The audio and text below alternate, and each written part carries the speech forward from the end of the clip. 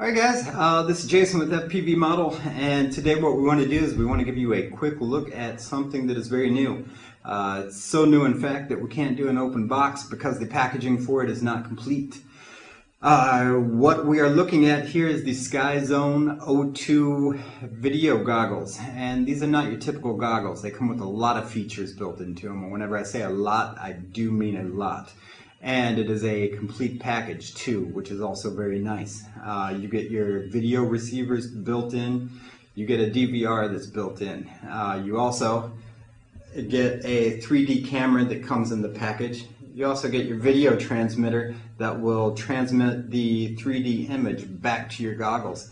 So now that we've explained that, let's go ahead and take a closer look.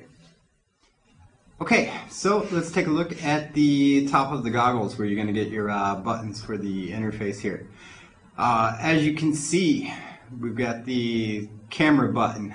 There is still a forward-facing camera in these goggles, so you can always switch between your forward-facing goggles, your 3D function, or also your 2D function. These goggles are not just 3D goggles, so you can use them with regular video transmitters and cameras also. And this button will switch between all of them. Now as you can see here, you have a record button and a photo button, which is pretty self-explanatory. That is for the DVR that's built inside the goggles. On here on your right, you'll also notice the down and the up. This is for changing the channels. One thing that you notice is that the band channel, or the band button, is no longer on the top of these goggles, and that's because it's built into the menu system. You can pull up a menu inside the goggles and run through everything. So now you no longer have to worry about the tones to listen to before. You can just navigate through a menu. And over here we've also got the button for the head tracking. So these 6 buttons are going to control everything from your 2D video, 3D video that you want to see, your forward-facing camera, record, snapshots, changing your channels, and turning your head tracker on and off. It's also going to navigate through the menu. So now that we talked about that, let's go ahead and turn it over and take a look at the bottom. Okay, so as you can see here, you've got the port for your track out. This is so you can hook up your head tracker.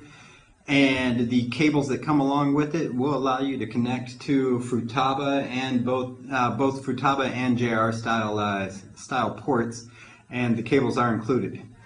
Over here we can see that we have the audio video in, so you can supply your own audio video going into the goggles. You've also got it for the output, and you've also got your headphone jack, so if you have a camera with a microphone, you can also listen to the sound that is recorded from your camera.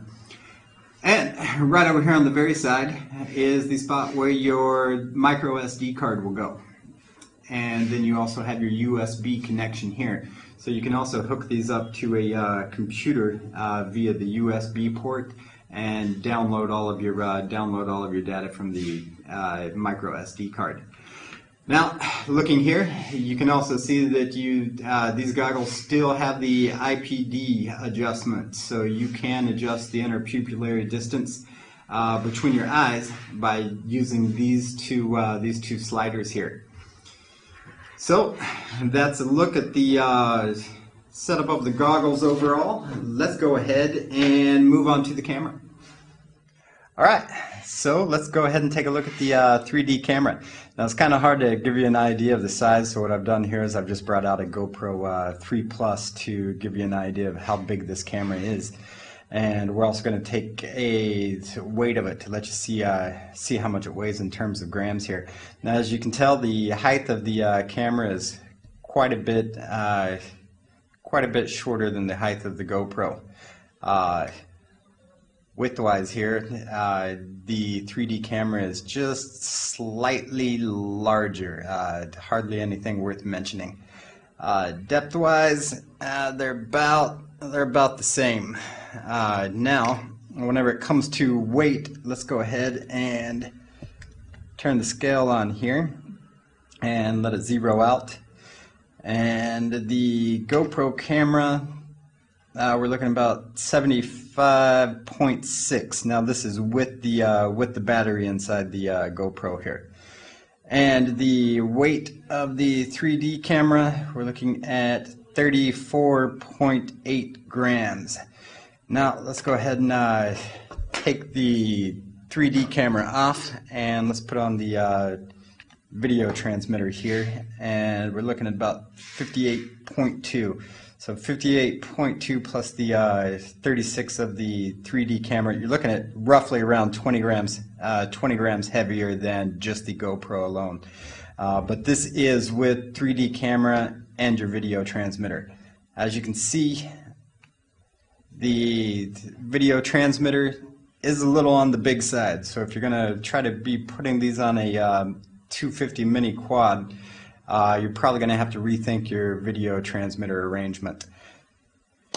So let's go ahead and take a look at some of the cables. Okay, so that's going to leave us with these last 4 cables.